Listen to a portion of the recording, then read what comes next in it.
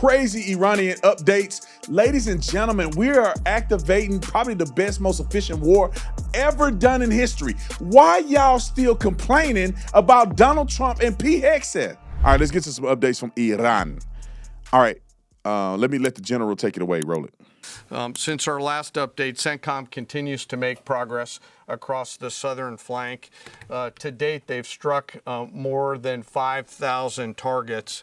U.S. Strategic Command bombers recently dropped dozens of 2,000-pound GPS penetrating weapons on deeply buried missile launchers across the southern flank. We also have struck several one-way drone factories to get at the heart of their autonomous capability. And of course, alongside our regional partners along the southern flank, continue to execute intercepts against one-way attack drones using fighters and attack helicopters. Our strikes mean we've made significant progress in reducing the number of missile and drone attacks out of Iran. Ballistic missile attacks continue to trend downward, 90% from where they've started, and one-way attack drones have decreased 83% since the beginning of the operation. A testament to our air defenders and our air defense systems, and as I said, our partners in the region continue to do great work as well. Thank you, General. I mean, it sounds like a good update to me. It sounds like something we should all be proud of. When I say proud of, meaning that if we're going to engage, we need to be winning, and that's exactly what we're doing. Pete Hegseth had something to say, and I can't wait to get to what Scott Jennings had to say about in defense of Pete Hegseth. For some of these nut job idiots who have never served in the military, trying to tell a man who's decorated in the military that he's not qualified. That's the craziest stuff ever. Anyway, let Pete go ahead and roll it. Today will be, yet again, our most intense day of strikes inside Iran. The most fighters, the most bombers, the most strikes. Intelligence more refined and better than ever. So that's on one hand. On the other hand, the last 24 hours have seen Iran fire the lowest number of missiles they've been capable of firing yet. Just the bifurcation, just the trend lines that we talked about on our first briefing. You see, this is not 2003. This is not endless nation building under those types of quagmires we saw under Bush or Obama. It's not even close. Our generation of soldier will not let that happen again, and nor will this president, who very clearly ran against those kinds of never-ending, nebulously scoped missions. Those days are dead. Instead, we're winning decisively with brutal efficiency, total air dominance, and an unbreakable will to accomplish the president's objectives on our timeline. Now, how is somebody mad at that? Like, you just heard from the General Dan Kane, that articulated very clearly what our mission has been and how effective it has been. Pete Hegseth is going and saying we're not going to get into endless wars. There's no intent to get in endless wars. And I guarantee you people that are serving in the military right now are not going to allow their commanders to have them in endless wars, because those same people that were, enlisted back at 9/11, many of those people are commanders and they're up in the higher ranks. They're not going to go through that again, and they're not going to endure that. And nor does President Trump have any intentions to do that. He said he's not. He declared that he has zero intentions of doing it, but it's not even a thought process that he would, because he's not showing any signs and symptoms of doing that. And that's what I would argue. Have you looked at your credit card statement lately? You're working 40 to 50 hours a week just to buy groceries and gas, things you used to be able to afford, and the credit card companies are charging you over 20% interest for the privilege. Think about that. Over 20% is designed to keep you underwater. American Finances is doing something that credit card companies hate. American Finance is actually helping people. They have mortgage rates that are in the 5s. They're showing homeowners how to take their hard-earned equity to wipe out the high-interest debt. The average savings is $800 a month. Talk to a salary-based mortgage consultant, no upfront fees, no obligations, to see how much you can save. And if you start today, you could delay 2 mortgage payments. Give American Financing a call. America's home for home loans. 866-889-8010. That's 866-889-8010 or AmericanFinancing.net/Tatum. Let's hear about these sleeper cells, because I think this is important too, that a lot of people are not thinking about. When we're talking about the Islamic terrorists that exist overseas, a lot of these people come in through the southern border and other borders, and they get over here, they get radicalized, or they came over already radicalized, just sitting and waiting. Sarah Adams, I had an interview with Sarah Adams, and she said that there's 7,000, thousands of these people, these cells around the country that are waiting to be deployed. And if we're not aware of this and we're not thinking this through, we're sleeping under a rock. Here is, I don't know this gentleman's name, but he's on Fox News talking about the sleeper cells. Roll a clip. The U.S. intercepted encrypted messages coming out of Iran in the wake of the death of the supreme leader. ABC News reporting an alert went out to law enforcement about these encrypted messages, warning about the possibility of a sleeper cell attack inside the U.S. President Trump addressed those potential concerns. Activated any sleeper cells inside the U.S.? They've been trying for a long time. We've been very much on top of it. We're watching every single one of them. Yeah, we know a lot about them. The biggest problem we have is the Democrat shutdown. We know a lot about them, but the shutdown doesn't allow us to do what we have to do.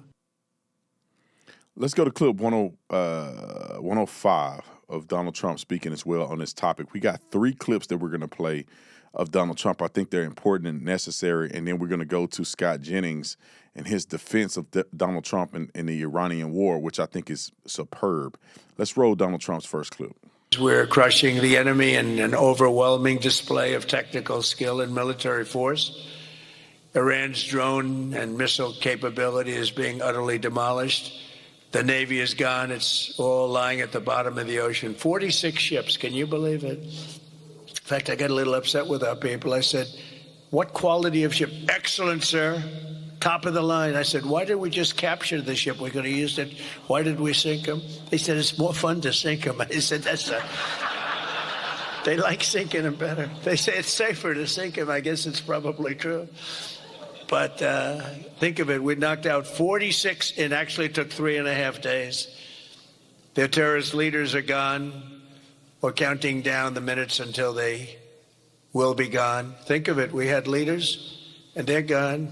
Then we had new leaders, and they're gone. And now nobody has any idea who the people are that are going to be the head of the country, and will not relent until the enemy is totally and decisively defeated. Great. Next clip. Roll it. No, I don't want to brag, but you know, they've said this about a lot of things. No other president could do some of this shit I'm doing. No other president. Time out. The things I'm doing. No. Bruh. Bruh. Donald Trump, bruh. This is why we love this dude, man. I just love the fact that he just say it how it is. Thank God. I know that's why y'all love watching me too, because he literally says the things that we're thinking. We're sick of people reading a script and saying what they think somebody ought to think that they should say because they're in a certain position or whatever the case may be. Ain't nobody care about that, man. Just tell me how it is. Tell me what it is. Tell me how you really feel about the thing. And if you got to say a little bit of something here and there to get the point across, do it. Roll that clip back, because I want to see it from the very beginning. Roll it. No, I don't want to brag, but you know, they've said this about a lot of things. No other president could do some of this shit I'm doing. No other president. The things I'm doing, nobody else was going to do it.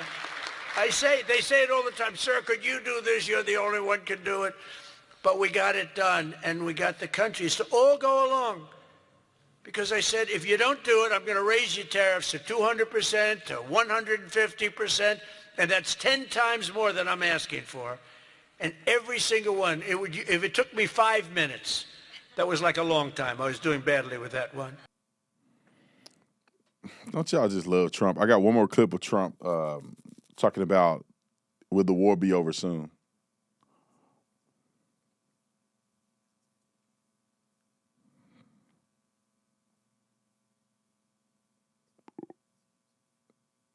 You said that's repeated in the views clip? We're going to scratch the view clip. Let's just go to that one. Oh, it's deleted. Okay, never mind. We don't have that clip. Let's go to Scott Jennings real quick because I think Scott Jennings had a lot of good stuff to say about this whole Pete Hegseth and Iran war. And that fool, Bakari Sellers, is the stupidest guy on TV.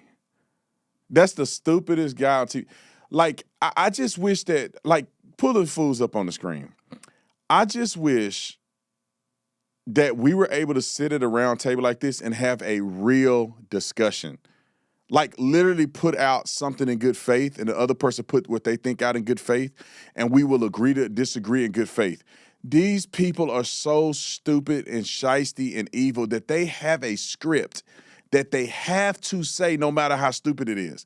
Listen to Bakari Sellers is the black guy with the afro, and the only reason he got an afro because he want to be extra black.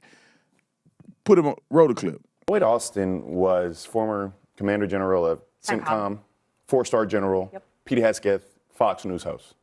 Yes, very different resumes. Very different resumes. Decorated military. Very different. Can somebody tell him how to say Pete Hegseth's name right? I like you to know what he was talking about. Pete Hegseth? I think he called it Pete Hegseth or something. Pete Hegseth. Come on, brother. Roll the clip. Different resumes. Decorated there is no one. Can you not acknowledge that the man served? The man served. Yes, the man served. He Highly decorated. Not in combat. Not in combat. Hegseth? He wasn't in combat. Iraq and Afghanistan. I mean, the man served our country. And he, I think, had a Bronze Star for his But service. my point that I want to get back to is that there is a level of competence that the American public is thirsting for that they are not getting from Pete Hegseth. And we're seeing that. When he is up there. Transparency. Transparency. That's all we want. We're talking about 160 children that were killed. All we want is an honest answer that comes from you and the President of the United States. This isn't politics. This isn't Lindsey Graham versus Cory Booker. This is just tell us what we're doing, because we have 7 soldiers, as Abby corrected me last segment. We have 7 soldiers who've died. We have 160 children who've died. We understand that this is the fog of war. However, we want a level of competence from Pete Hegseth that we're not getting. I do think that we are What going is to incompetent know. about this military operation, in your opinion, in your expert opinion? I don't. First of all, I never served, and let me start You're quick by to say saying this is that. incompetent. No, I want to know no, what's no, incompetent. No. I think Pete Hegseth is incompetent. Why? I think What's happening? Because he has an inability to tell the truth. What did he say? What did he say that was false? Because we know what happened. No, we don't. They're investigating. Well, I mean, look, there is. Wait a minute, whoa. No. Hold on. I want all of you all to go out on a limb right now and tell me that the United States, even during the fog of war, did not kill those kids. Tell me they didn't. I don't know. They're investigating it, and I'm willing to abide by the results. I do think, as she said, that's the right answer.